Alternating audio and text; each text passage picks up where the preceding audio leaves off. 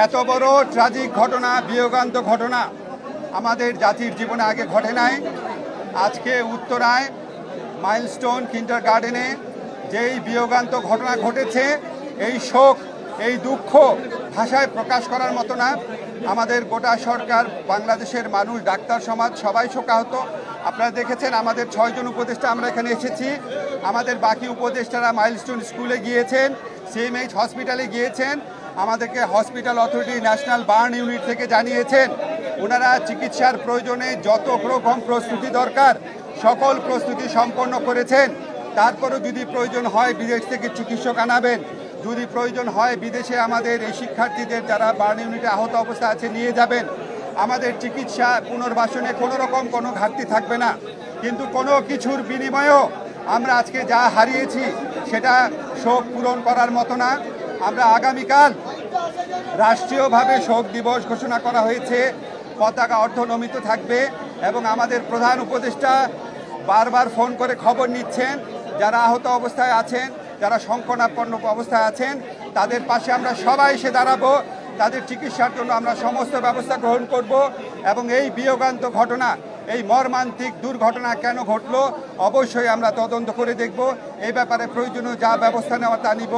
আমার এর চেয়ে বেশি কিছু বলার নাই। আমাদের যে ডাক্তার সাহেব আছেন, আমাদের এই স্বাস্থ্য মন্ত্রণালয়ের দায়িত্বে যিনি আছেন, উনি এখন আপনাদেরকে ডিটেইলটা জানাবেন যে আজকে এই বিয়োগান্ত, এই অসীম দুঃখের ঘটনায় কী ক্ষয়ক্ষতির শিকার হয়েছে উনি আপনাদের বিস্তারিত জানাবেন। আমরা একটু অবশ্যই আমরা আজকে খুবই দুঃখ নিয়ে আপনাদের সামনে উপস্থিত হয়েছি। এই ঘটনাতে ইতিমধ্যে আপনারা জেনেছেন প্রায় 100 থেকে 150 জনের মতন আসলে অগ্নিদগ্ধ হয়েছেন। তারা প্রাথমিকভাবে বেশ কিছু হাসপাতাল ওই অঞ্চলের এবং CMH তাদের নিয়ে যাওয়া হয়েছিল। এই 100 জনের মধ্যে এই মুহূর্তে 6টি হাসপাতালে প্রায় 70-এর চাইতে বেশি আহত শিক্ষার্থী প্রধানত ভর্তি আছে। এছাড়া বিভিন্ন হাসপাতালগুলোতে ব্রড ডেড মানে মৃত অবস্থায় আনা হয়েছে, সেরকম CMH মৃত অবস্থায় আনা হয়েছে 11 জনকে। কুর্মিটোলা জেনারেল হাসপাতালের মৃত অবস্থায় আনা হয়েছিল 2 জনকে। এই বার্ন ইনস্টিটিউটের মৃত অবস্থায় আনা হয়েছে 1 জনকে। এবং এছাড়া কুর্মিটোলা কুয়েতমতি ঢাকা মেডিকেল কলেজে নেয়ার পরে 1 জনের মৃত্যু হয়েছে। সর্বমোট 16 জনের মৃত্যু নিশ্চিত করা হচ্ছে এবং ভর্তি অবস্থায় 70 জনের মতন বিভিন্ন হাসপাতালে চিকিৎসাধীন আছে।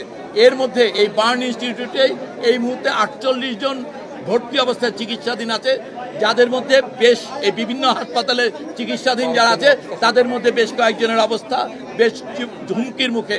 ইতিমধ্যেই একজন পাইলট যিনি ছিলেন ওই বিমানের, ওনাকে CMH নেওয়া হয়েছে, সেখানে ওনাকে ICUতে উনি আছেন, ওনার জীবনও সংকটের মুখে। এই অবস্থায় আমাদের বলতে পারি আমরা দেশের এইটা একটি অন্যতম রিসেন্ট সময়ের বড় ধরনের দুর্ঘটনা এবং এই রকম মৃত্যু এবং আহত, এবং এর মধ্যে একটা বড় অংশ আমরা যেভাবে বলছি এটা ইনহেলেশন ইনজুরি হয়েছে তাদের, অতএব সেটা ইমিডিয়েটলি অ্যাসেস করা যাচ্ছে না। এটা বেশ কিছু সময় লাগবে অ্যাসেস করতে, তাদের ঝুঁকির মাত্রাটা কত। এর পাশাপাশি এক্ষেত্রে সকল চিকিৎসকদের, বিশেষজ্ঞ চিকিৎসক, সরঞ্জামাদি এবং ঔষধপত্র সব কিছু যথেষ্ট পরিমাণে সকল হাসপাতালে প্রস্তুত আছে।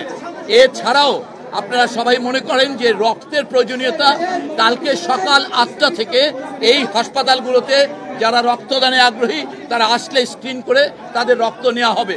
এর আগে আসলে এই বার্নের রোগীদের রক্তের কোনো প্রয়োজন নেই বিধায় আমরা সবাইকে অনুরোধ করব যারা রক্তদানে আগ্রহী তারা কালকে সকাল 8টায় এই হাসপাতাল অথবা ঢাকা মেডিকেল কলেজের এই জায়গাগুলোতে রক্তদানের জন্য আসবেন।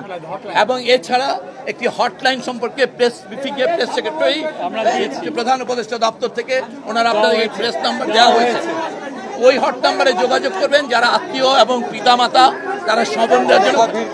আর এই একটা জিনিস প্রথমেই বলা দরকার যে বার্ন রোগীর ক্ষেত্রে সবচেয়ে প্রধান হুমকি হচ্ছে সংক্রমণ। সো আপনারা দয়া করে হাসপাতালের ভেতরে প্রবেশ করা থেকে বিরত থাকবেন।